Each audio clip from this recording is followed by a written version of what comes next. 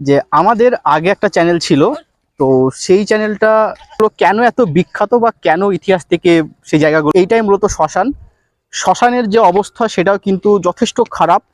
এইগুলো একটু প্রশাসনকে দেখার দরকার রয়েছে বলে আমার মনে হয়। ঠিক গঙ্গার তীরে, আর এটা গঙ্গার নিম্ন প্রবাহ, একটা গ্রামের মধ্যে দিয়ে যাচ্ছি। আর এই যে ভিডিওটা এখন যেটা করছি, এটা একটা নতুন চ্যানেল, যে চ্যানেলটা আমরা দুজনা শুরু করতে চলেছি। আমার সঙ্গে রয়েছে পল্টন। যে আমাদের আগে একটা চ্যানেল ছিল, তো সেই চ্যানেলটা কিছু কারণের জন্য ডিলিট হয়ে যায়, এবং যে ভিডিওগুলো ছিল আমাদের সেই চ্যানেল থেকে যে রেভিনিউটা আসতো সেটা সম্পূর্ণরূপে বন্ধ হয়ে যায়। তারপর বেশ কিছু মাস আমরা ভিডিওর কাজ বন্ধ রেখেছিলাম, এবং নিজেদেরও কিছু সমস্যা ছিল, সেখানে ব্যস্ত ছিলাম। এবং আবার আমরা ভেবেছি যে নতুন করে পুরো বিষয়টা শুরু করব। আর আমাদের যে লক্ষ্যটা থাকে সবসময়, আমরা আমাদের এই যে গ্রাম বাংলার বিভিন্ন আন্ডাররেটেড জায়গাগুলো রয়েছে সেইগুলো আমরা সবসময় তুলে ধরার চেষ্টা করি আমাদের ভিডিওর মাধ্যমে। আগেও তুলে ধরেছি, নতুন যে চ্যানেলটা খোলা হয়েছে সেখানেও আমরা তুলে ধরবো। আর একবার পরিবেশটা আপনাদের দেখিয়ে দিই, খুব সুন্দর পরিবেশটা একবার দেখিয়ে দিই। দেখুন দেখুন পরিবেশটাও খুব সুন্দর। এটা গঙ্গা তীর, এখন বিকাল 5:30 বাজছে। সুন্দর পরিবেশ। আর যেরকম গরমটা পড়েছে এই সময় আমাদের এই বাংলা, বা শুধু বাংলা নয়, পুরো ভারতবর্ষ বা ভারতীয় উপমহাদেশে যে গরমটা পড়েছে, এই গরমের হাত থেকে রেহাইয়ের জন্য একটু গঙ্গা তীর অবশ্যই খুব ভালো একটা জায়গা হতে পারে। তো যাদের বাড়ির পাশে গঙ্গা ছাড়াও যে কোনো নদী রয়েছে, অবশ্যই বিকাল টাইমটা অন্তত নদীর পাশে কাটানোর চেষ্টা করবেন। কারণ আবহাওয়াটা অনেক সুন্দর, আপনার মনটা অনেক শীতল হয়ে যাবে এই আবহাওয়াতে। আর সারাদিনের যে একটা ক্লান্তি, একটা গরমের যে একটা তাপ প্রবাহ আমাদের যে স্বাভাবিক জীবন সেটাকে থামিয়ে দেয়। তো সেই উদ্দেশ্যে আসা। একটা প্রবলেমের কারণে ডেট হয়ে যায়। পুনরায় কয়েক মাস পর আমরা আবার শুরু করলাম। দুঃখ কষ্টের মধ্যে সকলের জীবনে দুঃখ কষ্ট আছে, প্রবলেমে পড়ে, সেখান থেকে ফেস করে নতুন আলোর পথে আবার অগ্রসর হয়। তাই সকলকে বলবো, আগে যেমন ভালোবাসা দিয়েছো, আবার আমাদের ভালোবাসা দাও, যাতে আমরা আবার তোমাদের ভালোবাসায় সামনে এগিয়ে যেতে পারি। তাই আমাদের আজকের নতুন ব্লগ শুরু হচ্ছে গ্রাম বাংলার পরিবেশ দিয়ে। তোমরা দেখতে পাচ্ছ ধানের ক্ষেত, আর এখন প্রচণ্ড গরমের সময়। এই সময়ের মধ্যে আমরা কিছুটা সময় গঙ্গার তীরে শীতল হাওয়া খেতে চলে এসেছি। ভিডিওর মাধ্যমে এটাই দেখাবো আপনাদের, জাস্ট কেমন হয় পরিবেশটা, বা আমি যে অঞ্চলে থাকি সেই অঞ্চলটা ঠিক কেমন সেগুলোই দেখাবো। জাস্ট আপনারা আমার সঙ্গে থাকুন এবং দেখতে থাকুন পুরো বিষয়টা। আর নতুন যে চ্যানেলটা খোলা হয়েছে আপনাদের আগে বললাম, সেখানে করে আপনারা দেখতে পাবেন আমাদের এই বাংলার বেশ কিছু আন্ডাররেটেড জায়গা, যেগুলো সম্পর্কে মানুষ খুব কম জানে বা একদমই জানে না। সেই জায়গাগুলোকে আমরা ভিডিওর মাধ্যমে তুলে ধরবো, এবং তার ইতিহাস কী রয়েছে, তার পেছনের কাহিনী কি রয়েছে, বা সেই জায়গাগুলো কেন এত বিখ্যাত বা কেন ইতিহাস থেকে সেই জায়গাগুলো অবহেলিত রয়েছে, সেই বিষয়গুলো আমরা এই ভিডিওর মাধ্যমে বা এই চ্যানেলের মাধ্যমে তুলে ধরবো। তো এই হচ্ছে পুরো পরিবেশ। সামনে পড়ে যাবে শ্মশান, সেটা আপনাদের দেখাচ্ছি, আমি অবশ্যই দেখাবো। এইদিকে আপনারা দেখতে পাচ্ছেন ছাগল চড়ানো হচ্ছে, কারণ এটা গ্রাম বাংলা, এবং সামনে শ্মশান রয়েছে, সেটা আপনাদের দেখাবো ভিডিওর মধ্যে। আমার সঙ্গে থাকুন। এই যে ঘরটা আপনারা দেখতে পাচ্ছেন, এই ঘরটা হলো মূলত যে সমস্ত শ্মশান যাত্রীরা শ্মশানে এসে থাকেন তারা প্রধানত এই ঘরটাকে ব্যবহার করে থাকে, বা সামনে এরকম অনেক ঘর রয়েছে যেগুলো তারা ব্যবহার করে থাকে। আর যেহেতু এখন গ্রীষ্মকাল, তাই নদীতে জলের পরিমাণটা অনেক কম, বা জলের স্তরটা অনেক কম। অবশ্যই নদীর কাছে আমি যাচ্ছি, আপনারা সঙ্গে থাকুন, আমি নদী পর্যন্ত অবশ্যই যাব। তো এই ছিল জাস্ট ঘরটা ঠিক। এই যে গঙ্গা, বা এটা হচ্ছে মহুলা অঞ্চল।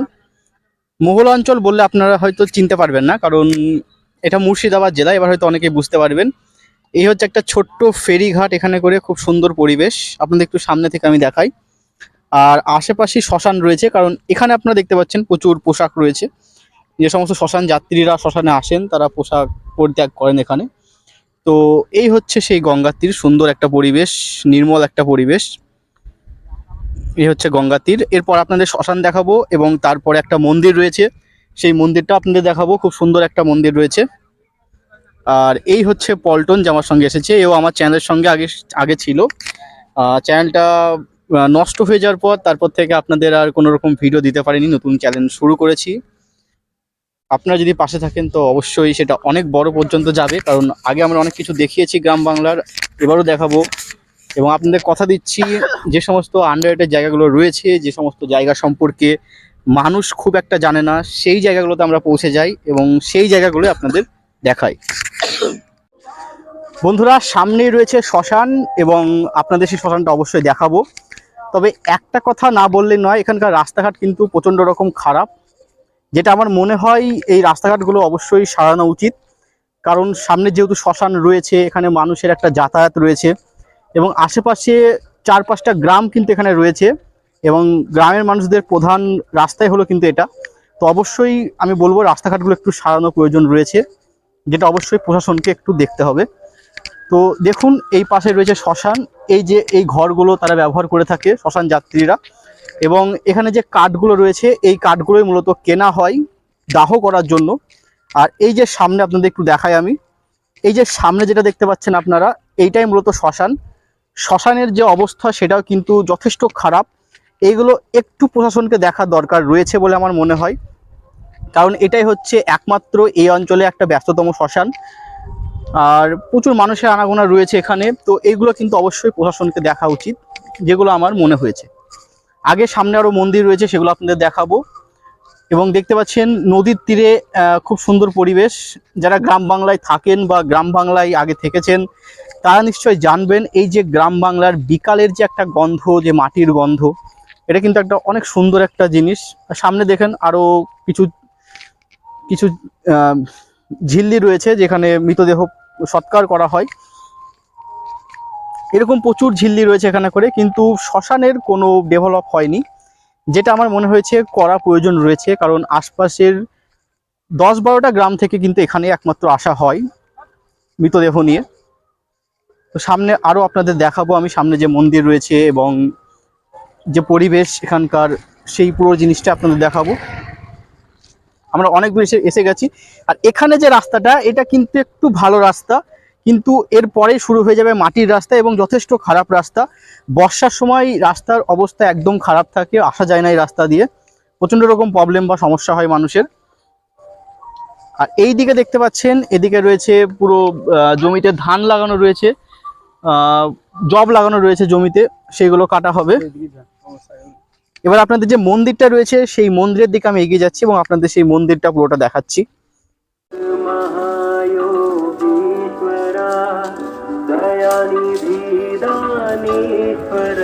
जय जटाधार भयंकरा नमः शिवाय ओम नमः शिवाय शूल पाणि त्रिशूलधारी ओ घड़ी बाघंबरी जय महेश त्रिलोचनाय विश्वनाथ विशंभरा ओम नमः शिवाय ओम नमः शिवाय नाथ नागेश्वर हरो हर पाप ताप विताप तम महादेव महान भोले सदा शिव शिव शंकरा ओम नमः शिवाय ओम नमः शिवाय